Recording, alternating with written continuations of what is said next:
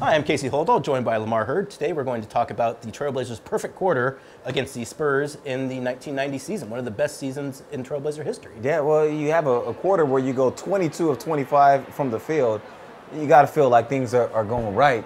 And against a Spurs team, too, that was a very good Spurs team at the time. Yes. Still is. But just not as good this particular evening as the Blazers were. When you got Clyde to glide out on the lanes, and TP coming, setting the scene, hitting Buck Williams in transition, like play after play after play, you have to feel like this is not going to end well for you if you're San Antonio. Well, and just the Blazers just beating the Spurs down the court over and over and over again. Those Rick Adelman teams just one of kind of the preeminent teams in terms of using their athleticism and their size at all positions to get down the court and make it hard for the opposition. Well, this is a team, this is a lineup as we see right now, the Blazers kicking out to Clyde. All those guys can run. Yeah. I mean, even Duck, when it's time to get up the court, he'll get up the court with you, set a hard screen, and what about that pass? Can we see that pass again? The pass from Clyde to Buck there. We have to give this pass the right attention. So watch Clyde. He's going to track, it looks like Sean Elliott right there, who doesn't switch, make a clean switch, and Buck is open. In case that's one of the only passes you can make there. You know, sometimes people see guys make a fancy pass like that, and they think they're putting too much mustard on a hot dog, so to speak, but that was the right pass. And throughout this clip as well, you see how, particularly when guys are really making shots, how devastating it is for the defense, because every single time that a guy gets the ball, the defense collapses on him, and the Blazers are a smart enough team to know that there's an open man, and they keep finding him consistently over and over and over again. Well, you're right on the money, because at this point, if you're San Antonio, it feels like everybody on the court is a threat. So even there, they fumbled it up, and it still works out. But, you know, it's one of those deals. It's going so good, it can't go wrong. And this shot, that's well defended. So that's when it becomes demoralizing. So not only have they already gotten out in transition, gotten some dunks and some layups, but now Clyde is making shots right in your face. So the next time they close out short, he makes that shot right there. Feels like there's no answer. Clyde, once again, getting out in transition in front of everybody for the easy layup. But guys don't run like that, as you see Larry Brown calling for timeout for San Antonio. Guys don't run like that if they don't really believe they're going to get the ball. And you were just touching on this, but this team playing so unselfish. One pass, two pass, throw down. Our man Jerome Kersey. JK25. RIP, my guy.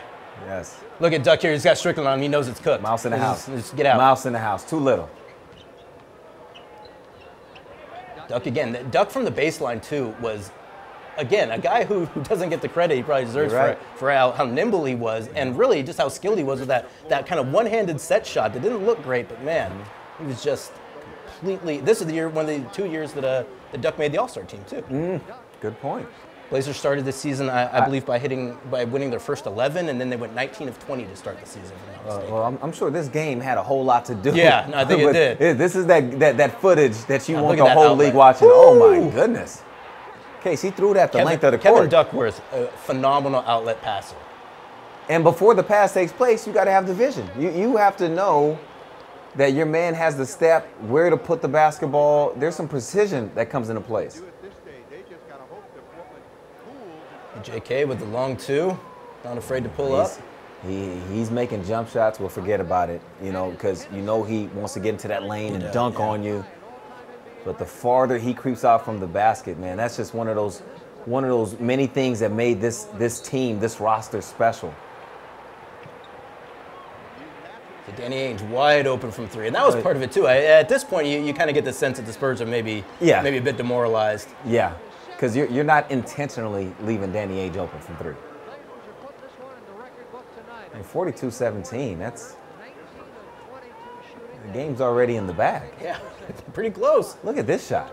And there was probably 4 or 5 shots in this run that were actually really difficult shots. I think Clyde hits 3 of them. Yeah. Besides that, though, they were through the flow of the offense, and it was coming incredibly easy. Again, against a Spurs team with Rod Strickland and David Robinson and Terry Cummings. I mean, like this is a good team. Yeah. Well, there's some nights where you just don't have it, and I think San Antonio, midway through this quarter, they knew.